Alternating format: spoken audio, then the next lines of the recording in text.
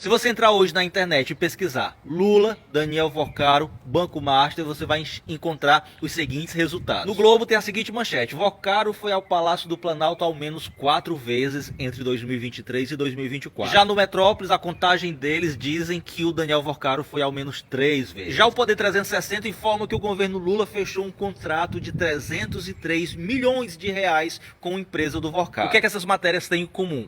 Elas pegam um fato isolado, descontextualizado e relatam para o leitor, dando uma margem de interpretação para que o leitor suspeite de que esses fatos relatados, eles têm algo de ilegal, algo de errado. Porque a imprensa, quando ela não consegue encontrar alguma coisa que prejudica o governo Lula, ela vai lá e inventa. Vamos aos fatos. Essas 4 vezes que a imprensa disse que o Vocaro foi lá, o Vocaro foi recebido pelo Lula apenas uma vez. Segundo, o Lula não recebeu o Vocaro sozinho, recebeu o Vocaro junto com o Gabriel Galípolo, que na época era diretor do Banco Central e que já havia sido nomeado pelo Lula como presidente do Banco Central, porque o encontro ocorreu em dezembro de 2024. Outra coisa que a imprensa omite: quando o Lula recebeu o Daniel Vocaro, ainda não havia indícios de crimes por parte do Banco Master. E é óbvio que todo mundo sabe que o Daniel Vocaro foi se encontrar com o Lula para tentar pedir uma ajuda ao Lula para ajudar o Banco Master,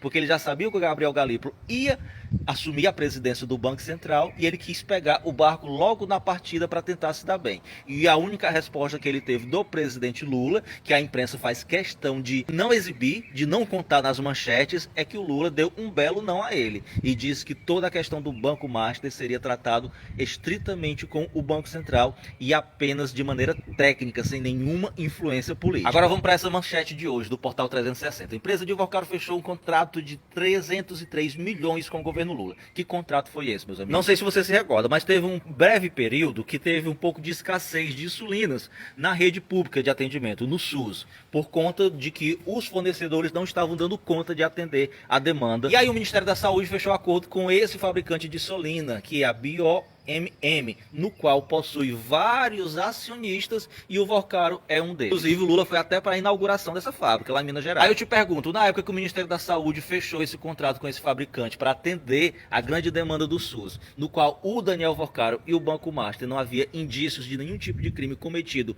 por ele e pela sua instituição, qual seria o empecilho para o governo Lula não fechar o acordo para comprar insulina com esse fabricante aqui, só porque tinha o Daniel Vocaro como sócio? A mesma coisa aconteceu com o Roberto Justus. Ele convidou o Daniel Vocaro para ser sócio numa das suas empresas e o Daniel Vocaro aceitou. O próprio Roberto Justus disse que conhecia ele bem, conhecia ele desde pequeno e que nunca imaginou que ele pudesse entrar numa confusão dessa. Conseguem perceber que a imprensa está querendo o tempo todo empurrar o governo para o meio desse escândalo sem o governo ter nada a ver com isso? Aí enquanto a imprensa fica focando a sua atenção só no governo Lula para tentar manchar a imagem do presidente, ela simplesmente deixa de dar atenção pretensiosamente a toda essa galera aqui, da direita, da extrema-direita e do centro. Ciro Nogueira trabalhou nos bastidores para ajudar o Daniel Vocaro, Antônio Rueda também do mesmo jeito, o Bolsonaro e o Tarcísio que receberam dinheiro do cunhado do Daniel Vocaro para financiar sua campanha, dinheiro enorme de milhões. Cláudio Castro pegou dinheiro dos servidores e deu de graça para o Banco Master. O Ibanez Rocha, governador do Distrito Federal, pegou dinheiro do Banco de Brasília, o Banco Público, e deu de graça para o Banco Master. Ainda teve também a atuação do José Bacelar, do PL da Bahia, do Arthur Lira e do Hugo Mota, que dispensa apresentação. Então, meus amigos, o que eu quero pedir a vocês